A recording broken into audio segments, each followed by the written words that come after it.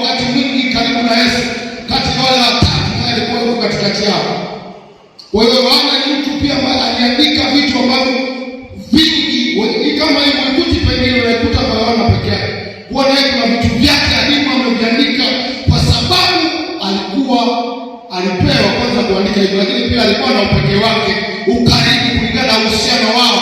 Kama alikuwa anakaa kifua, kuna vingine yeye aliona wenzake hawakuona. Hiyo tutaki tu sana. Ila kuna vingine Yohana aliona wenzake hawakuona. Katika kuandika kwake ndio akaandika kitabu. Naandika na vitabu vingine lakini leo tutasoma hiki. Nilipofika sura ya 5 anaelezea kwa habari ya birika na uponyaji wa watu wa mtu huyu na mazingira kadhaa tutaona kulingana na hili mstari. Biblia inaanza kusema kulikuwa na siku ya Yerusalemu alienda kwenye, hatujui ilikuwa ni Pasaka au ilikuwa ni Pentekoste, lakini unajua kulikuwa na sikukuu. Yesu alitoka huko alipokuwepo akaja mpaka Yerusalemu. Alipofika katika kutembea kwake katika mazingira aliyokuwepo, akafika sehemu moja iliyokuwa inaitwa jina hili kama sasa hivi kijana alitafuta sehemu zenda ya kwake. Inaitwa Bethsaida.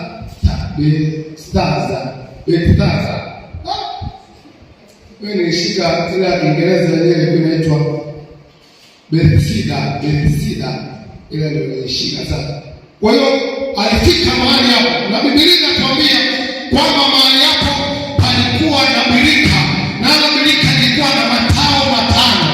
Tuanze kwanza kabisa kuangalia mazingira ya hili eneo, lakini mazingira ya matao na vitu vingine vinavyofuata. Bako na mbele anasema hii Bethsaida ilikuwa ni eneo ambalo wao walikuwa wanaita nyumba ya rehema au house of mercy. Kwa hiyo ilikuwa ni eneo ambalo watu wanaenda kwa ajili ya mahitaji yao. Watu waliokuwa hawawezi, waliokuwa viwete, waliokuwa na matatizo yao, waliotweka yasiyowezekana, walikuwa wanakutanika mahali hapo kwa ajili ya uponyaji. Kwa hiyo kwa mantiki nyingine, kwa wakati ule kwa Wayahudi ilikuwa ndio eneo ambalo walikuwa wanakuja kutua mizigo yao. Ilikuwa ndio ambao wanapokea uponyaji. Sasa tujue wakuaja siku hizo walikuwa lakini sio wale walikuwa na mikutano, sio hekaluni tena. Kwa hiyo walikuwa wanafika hapo kwa ajili ya kutatuliwa shida zao. Ni kama unaweza kusema ilikuwa the point of deliverance. Ilikuwa ni eneo ambalo vitu vyote walivyobeba vilivyoshindikana, wakifika pale wanapata suluhu. Ndio hili eneo ambalo lilikuwa linaitwa Bethsaida. Kwa hiyo walikuwa wakifika hapo wanakaa kwanza. Wanakaa kwenye matao. Kwa kawaida ni kama maeneo ambao watu wanakaa kusubiri.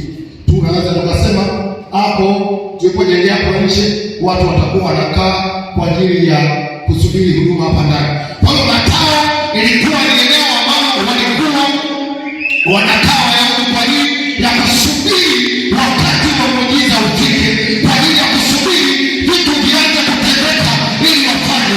Kwa nini walikuwa wanasubiri? Unapoendelea kusoma mbele kidogo, ili wahudumiwa au wapone, walikuwa wanasubiri malaika achukue maji. Kwa hiyo kabla hawajafika pale, walikuwa wanakaa kwenye matao. Matao ni eneo ambalo mtu anaweza kukaa kwa ajili ya kusubiri muujiza wake. Yaani pointi ambayo mtu anasimama anasubiri wakati wake ufike. Hiyo ndio tunaita matao. Mazingira ambayo unakuta kupitia kabla ya kufika kwenye muujiza. Mazingira ambayo unakaa kabla ya kufika kwenye eneo lako la utukufu. Mazingira ambayo unakuwa unasubiri kwa ajili ya kufika eneo lako ambalo Mungu amekupangia. Mimi sijui wewe tao lako ni lipi. Umekaa kwenye tao kwa sababu ipi? Na tao lako ni lipi? Kila mmoja analo kwake. Mwenyewe vitu vingi vimekaa kwenye matao. Natamani Yesu alitokee na vishe. Kuna vitu vingi najua unaenda umekaa navyo kwenye matao. Mimi sijui nini kinavyoenda kwenye matao. Mimi sijui kama ni familia yako unasubiri muujiza imekaa kwenye matao. Mimi sijui kama ni watoto wako wako kwenye matao. Mimi sijui kama ni biashara, kama ni elimu, kama ni huduma yako ndio kwenye matao. Lakini kitu ambacho pale ulipo kwa sasa, alipata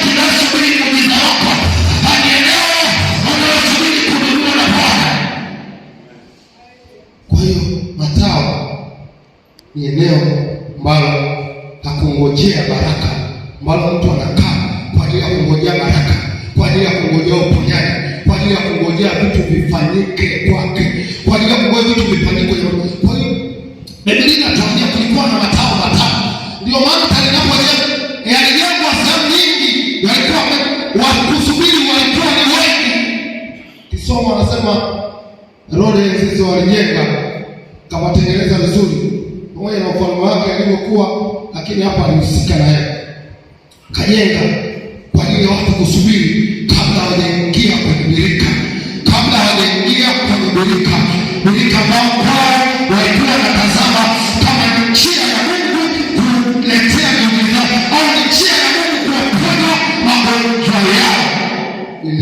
Birika ilikuwa ni mahali pale ambapo Mungu ilikuwa inatumika na Mungu kwa ajili ya kuponya magonjwa. Lakini watu hao walikuwa wanaelewa sana kwa kiwango chao, walikuwa wanajua ili tupone lazima tutegemee bado kutoka mbinguni. Ndio maana walikuwa wanasubiri maji yatibuliwe na malaika. Ile ni kiashiria cha kwamba ule uponyaji ulikuwa unatokea mbinguni, hakuwa unatokea kwenye maji, kwa sababu alikuwa anaanza kwanza malaika kitibua, ndipo wanapojiliwa. Walikuwa wajitupe tu kama anajipatiza kwenye kisima na ingia zake au anavuka mtu. Walikuwa wanaingia pale ambapo malaika alikuwa akitibua maji. Kwa hiyo hiyo ni ishara ya uponyaji ule walikuwa wanaamini unatoka kwa Mungu. Ndio maana walikuwa wanasubiri malaika atibue maji kwanza ndio waingie. Bwana Yesu asifiwe sana. Kwa hiyo watu walikuwa wanakaa kwenye maeneo yao, kwenye yale matao, wanasubiri maji yatibuliwe, wanasubiri malaika afanye kazi, ndipo wapate kile ambacho wanahitaji, ndipo wapate uponyaji wa magonjwa yao, ndipo wapate vile ambavyo walikuwa wanahitaji. Jamani, Bwana Yesu asifiwe sana. Basi unaweza nini cha kufanya ukiwa unasubiri muujiza wako? Nini cha kufanya ukiwa unasubiri majibu yako? Nini cha kufanya ukiwa unasubiri muujiza wako au majibu yako? Nini cha kufanya ukiwa unasubiri kile ambacho Mungu amekusudia kukupa, kile ambacho Mungu amekusudia kukupa? Nini cha kufanya ukiwa unangojea majibu yako? Kuna vitu Mungu alikuahidi tafanya, lakini bado unaona havijatokea. Sasa nini unapaswa kufanya? Nini wewe unapaswa kufanya ili wakati ule unasubiri muujiza, ili usije ukakosea muujiza wako ukaondoka usipate? Nini unatakiwa kufanya?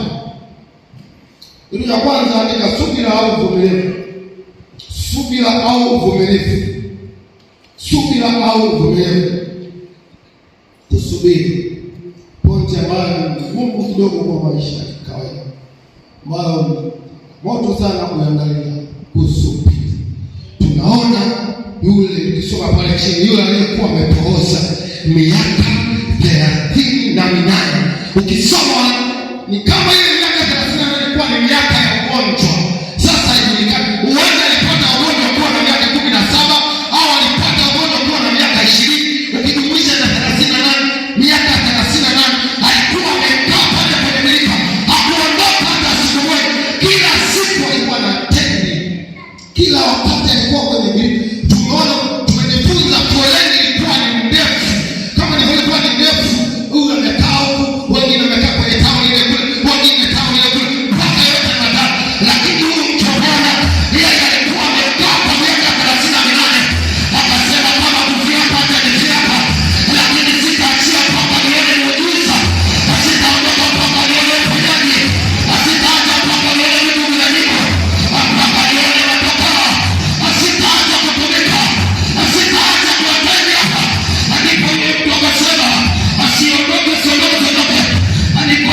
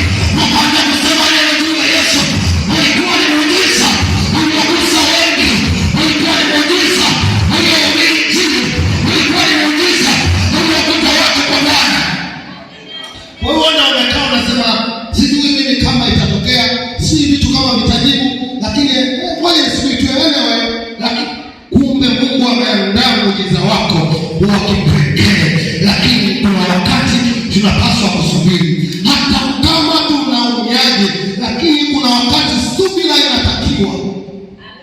Hata kama umeomba, upasi kukata tamaa, upasi kuwa mtu wa subira. Kuna vitu ni kweli umeomba, unasubiri kama ambavyo mtu anasubiri matokeo ya form 4. Ni matokeo ambayo anasubiria kwa hamu sana. Ingekuwa mtu anaagiza tu anasema leo nafanya, kesho naleta matokeo yangu, lakini anapaswa kusubiri. Kuna vitu nasubiri kama mtu aliyechukuliwa anasubiri siku ya ndoa. Unaangalia kinatokea ni bwana kama kinachelewa. Yeye wanakuwa wanakwambia bado subiri. Vitu vyako vinakuja. Kwa hata wewe katika mazingira ya aina yoyote unayo, najua ya kwamba Mungu yuko anashughulikia matatizo yako. Mungu yuko anashughulikia shida yako. Hakuna wakati wako unakuja hata kujibu kwa wakati aliyopanga yeye. Aibu shida 10. Aibu shida. Bora nitaje kila ibada. Najua njia niende. Akisha kunijaribu nitatoka kama dhahabu. As long as anajua njia niendea, naendelea kusubiri. As long as nimeokoka, ile tu kwamba nimeokoka, na ninamwamini Mungu anatenda, ama nitaendelea kusubiri. Hata mimi kuna vitu bado naomba, hakuna vitu vingi nimeweza, bado nasubiri muujiza, lakini ninachojua hakuna wakati utafika ili Yesu atanijibu. Kama alijibu amepata miaka 38, watu wengi walipita pale, na kwa sababu walikosa msaada, wengi wakafanya yao wakaondoka, wengi walipendelea kabaki. Alipoanza mwaka wa kwanza, wenzake wakapendwa, yeye akabaki. Alipoingia mwaka wa pili, mwaka wa 38, wenzake wanapokea miujiza, yeye bado alikuwa anasubiri. Lakini wakati wa Bwana ulipofika, akapata muujiza kwa utukufu sana. Kidogo ngine andika, tumaini kwa Mungu. Tumainie Bwana. Tumainie Bwana.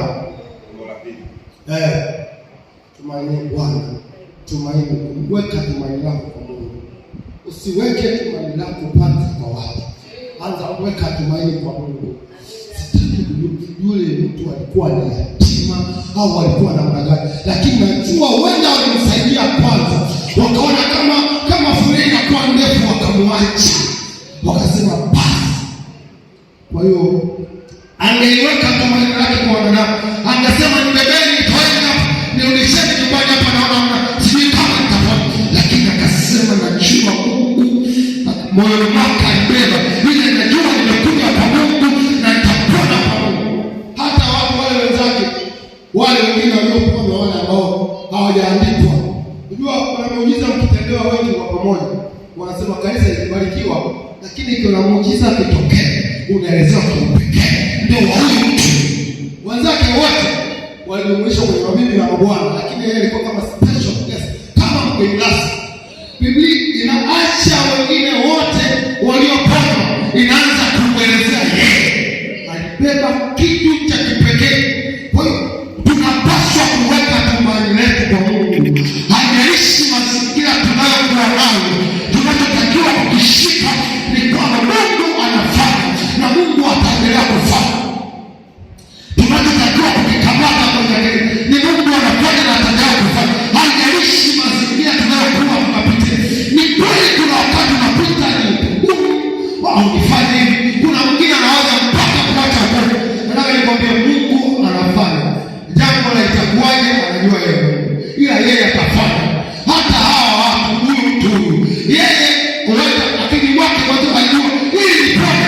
Hata mwanzo pale mbele anajeleza ili nipone hata yake kubilika. Lakini Mungu alifanya kwa namna nyingine. Kwa hiyo tuweke tumaini kwa Mungu yeye. Hapo sababu yeye njia zake hazichunguziki. Matendo yake yapimiki. Kwa hiyo atafanya kwa namna hata ambayo umetarajia, hata ambayo umepanga. Mwingine anasema nimemaliza chuo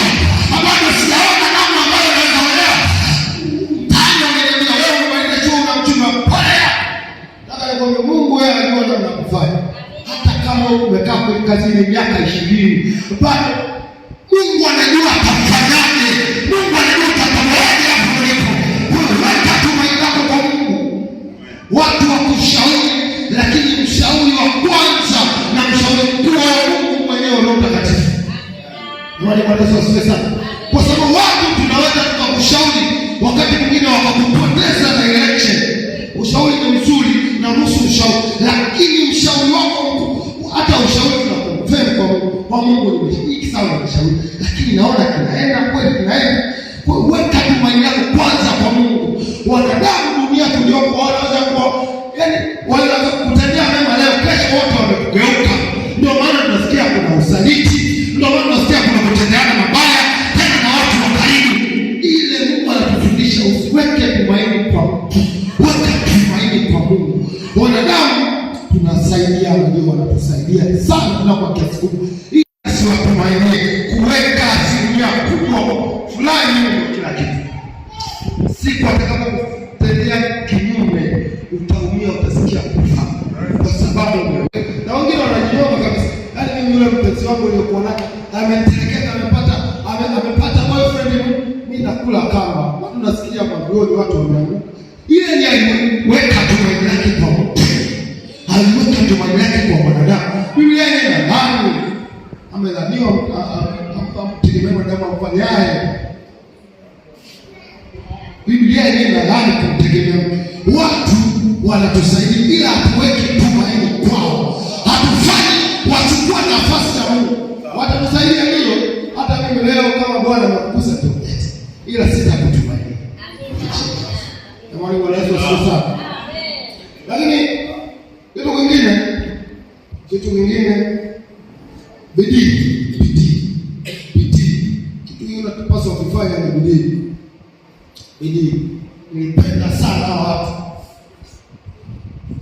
mwenye nguvu ndiye alikuwa anaweza kuingia kwenye birika.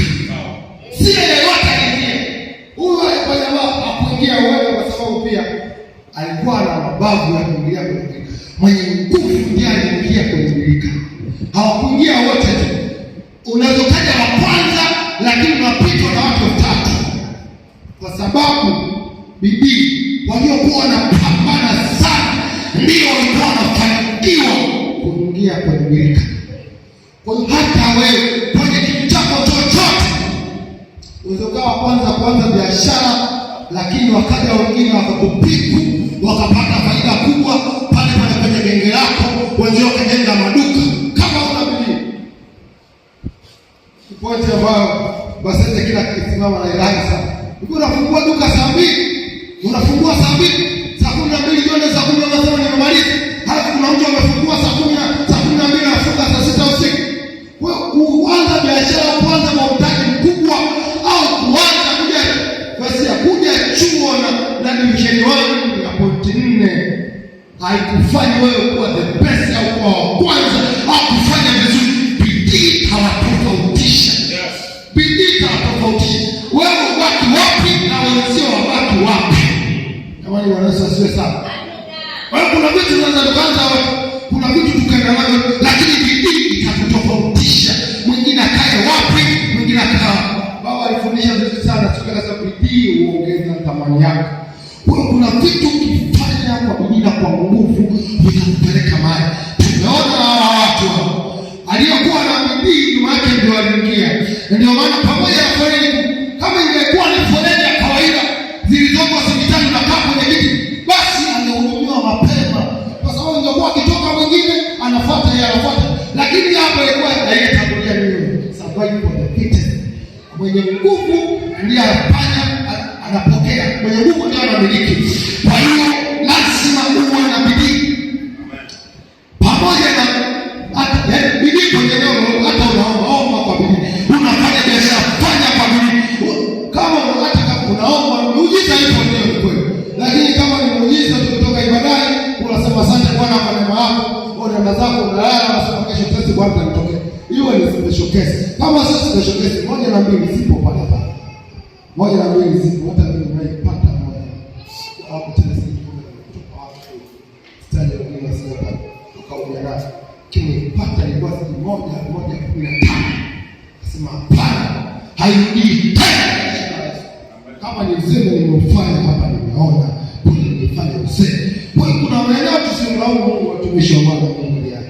Kuna wakati tunapaswa hata sisi, Baba anasema kila siku, hata sisi tunapohubiri majasho yanatoka, mbavu zinauma, unaombea mtu kuanzia saa 11 mpaka saa 3. Hawachi mwambia ondoke hapa mpaka uone. Hata kama imekuja pepo ile kijana, stoki na leo utakoma. Hawachi utaombea mpaka utatoka. Stoki unatoka mpaka kieleweke. Kwa hiyo bidii inaanza kufanya ukapokea kitu ambacho unakihitaji. Kama ni kuomba, omba kwa bidii mpaka unahakikisha kinatokea. Kama ni kuomba na tabia, unaanza kuomba kwa bidii mpaka uone vitu vinajibu. Hata mimi nilionayo sitaacha kuomba mpaka nione matokeo, mpaka nione ushindi, mpaka nione vitu vinatokea. Nitaendelea kuongeza juhudi mpaka nione Bwana anafanya. Unapambana mpaka unahakikisha kitu kinatokea. Unapambana ni wewe na niwe, no retreat, no surrender.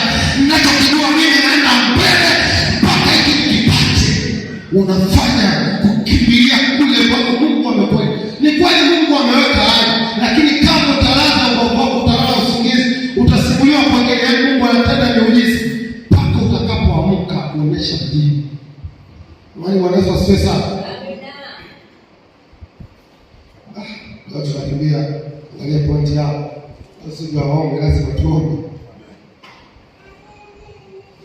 Ingine, Mungu kupe watu wema. Ndio kwenye majira hayo, Mungu akupe watu wema, watu wazuri, wanaweza kukusaidia, wanaweza kukubeba.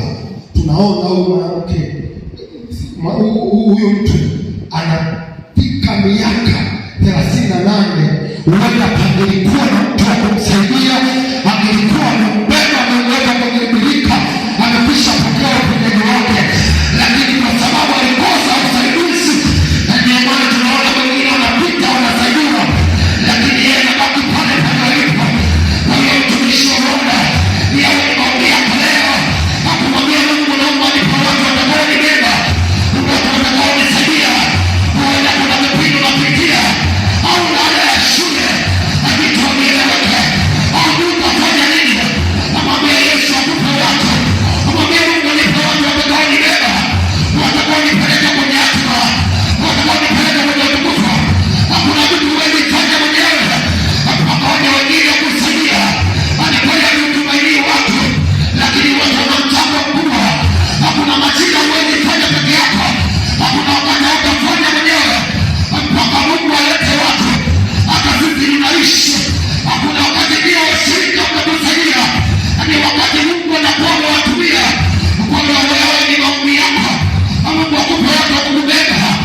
Ni kweli unaomba kazi, unasema mimi sina kunisaidia, unasema mimi sina connection.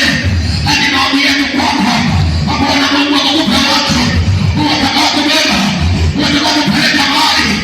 Ni kweli na huruma yako, unasema sitakuaje, tunakuombea Mungu akakuandalia watu watakao kusogeza kwenye hatima, watakao kusogeza eneo la utukufu katika jina la Yesu aliye hai. Mungu akupe watu watakao kubeba, watu watakao kusaidia.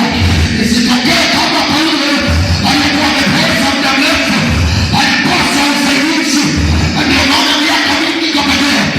Miaka 38 ni mingi, sio miaka ya kawaida, ni miaka mingi, ndio miaka ya malengo, ndio miaka kutimiza ndoto, lakini alikosa kutimiza wakati sahihi kwa sababu alikosa watu wa kumsaidia.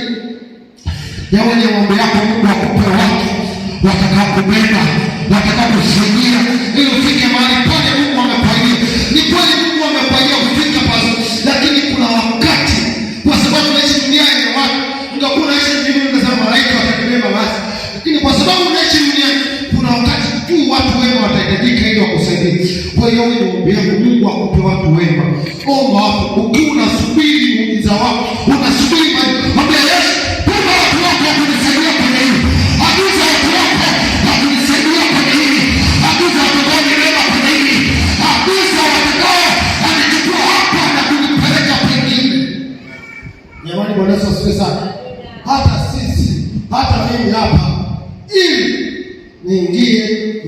uchungaji, niendelee mpaka imefika leo.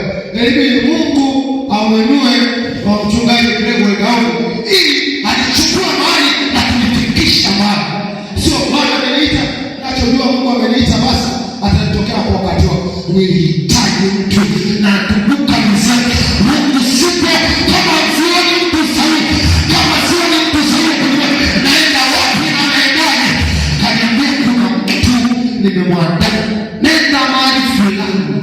Utafanya moja na ishara mimi atakwambia 1, 2, 3. Kasema sawa Yesu, lakini nilihitaji mtu wa kunibeba na kunisaidia mpaka unafika. Kuna watu wamepambana kwa hiyo, hata kama unakataa. Mimi kwa kweli maisha nimepambana yani, lakini wale hata kama nikupa kibarua kwa fanya napata, ndio mtu alitumia na Mungu. Unaweza kutafuta kibarua siku na mchana hapa, lakini hata kama ni kibarua ni Mungu alimtumia mtu akakupa. Kwa hiyo Mungu akupe watu wema unapokuwa unaendelea. Mungu akupe watu wema. Lakini kitu kingine, andika kukaa mahali pa muujiza. Position. Kukaa mahali pa muujiza. Kukaa mahali pa muujiza. Kuna wakati tunaweza tusipate kwa sababu ulipo hapajakaa mazingira ya wewe kutendewa. Ulipo hapajakaa. Hapafanya Mungu akutendee jambo unalolitaka. Kuna wakati na tunajua tukae na hata Mungu akukuta kweli mwanangu anaita. Sasa wewe wasema Mungu kwa kweli na Mungu yangu kweli na Mungu alitendea. Kufunga mara mwisho kwa Februari, maombi asubuhi mara mwisho kwa Januari, ibada katikati umeotea mara moja kwa miezi mitatu.